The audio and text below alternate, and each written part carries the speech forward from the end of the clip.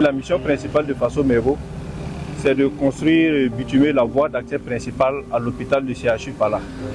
Et à cet effet, nous sommes engagés sur ce chantier pour permettre aux usagers en fait, de l'hôpital d'avoir une voie uniquement pour l'accès au CHU Pala. Actuellement, les travaux sont en phase de finition, tant sur la bretelle, au niveau du parking et aussi sur la voie principale même du chantier. Et à ce niveau, il y a un carrefour à sens giratoire qui est aménagé pour pouvoir fluidifier la circulation entre les intervenants de la RN1 et les usagers de l'hôpital même. Il faut dire que par rapport à la RN1, les conducteurs depuis Bienvenue à Sia, ils prennent la pente avec une forte vitesse. Et chacun veut arriver vite au niveau du panneau de Bienvenue à Sia là, pour être le premier en fait à amorcer la déviation. Ce qui entraîne parfois des accidents. Et vu que c'est des véhicules qui souvent ne sont pas forcément en bon état, bon, le chauffeur dans ses manœuvres peut pouvoir facilement perdre l'équilibre. C'est ce qui cause généralement beaucoup d'accidents à ce niveau-là.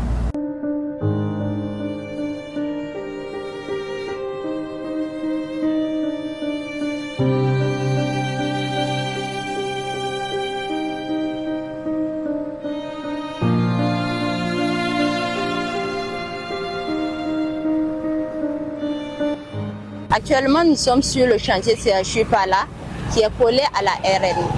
Pour la sécurité et le balisage du chantier, nous avons mis un dispositif constitué d'une cinquantaine de panneaux de signalisation et de pré-signalisation.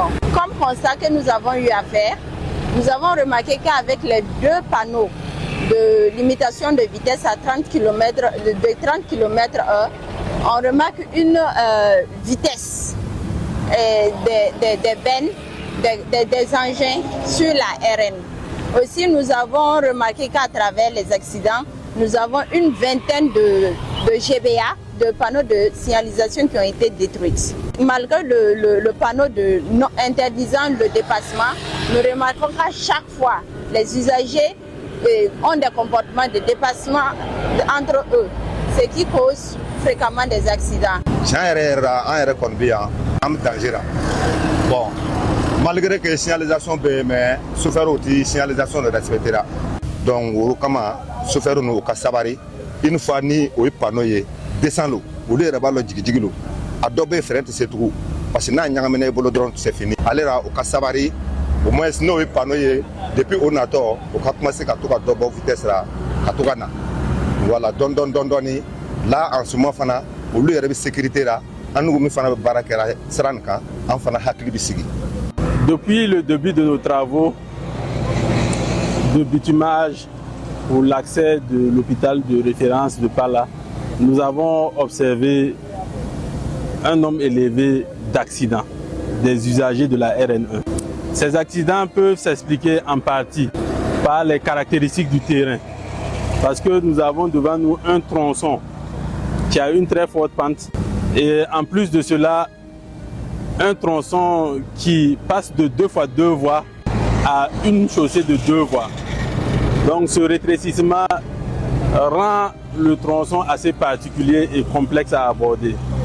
À cela, il faut ajouter la vitesse.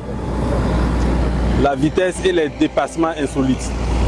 Parce que, étant ici, nous observons que les gens abordent cette pente avec une vitesse élevée et la plupart du temps, quand il y a un incident, c'est dû au défaut de freinage.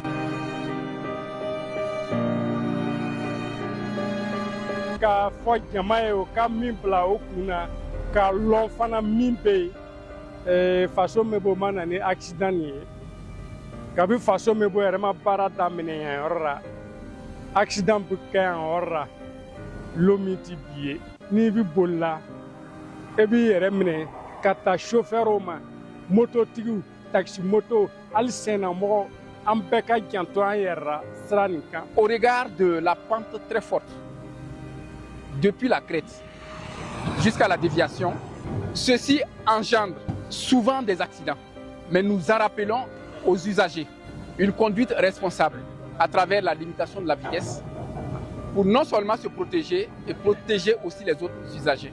Il est plus recommandé aux usagers de la route d'avoir à observer une certaine prudence. Voilà. Nous demandons à ce que les gens circulent tout au plus 30 km/h. Voilà. C'est ce que nous demandons aux usagers. Lorsque vous voyez les travailleurs qui s'activent à relever des points de repère et des conducteurs indélicats font de la vitesse, jettent de la poussière sur les travailleurs ou même se renversent finalement là-bas, je pense que c'est des questions qui ne sont pas intéressantes. Nous invitons les usagers de la route d'être très prudents sur ces petits tronçons. C'est rappeler l'importance de respecter la signalisation qui a été mise en place à cet effet et inviter les différents usagers à respecter le code de la route. Et étant un tronçon assez particulier, c'est vraiment avoir ces mesures particulières pour déjà préserver les usagers de tout danger et aussi les travailleurs sur le site.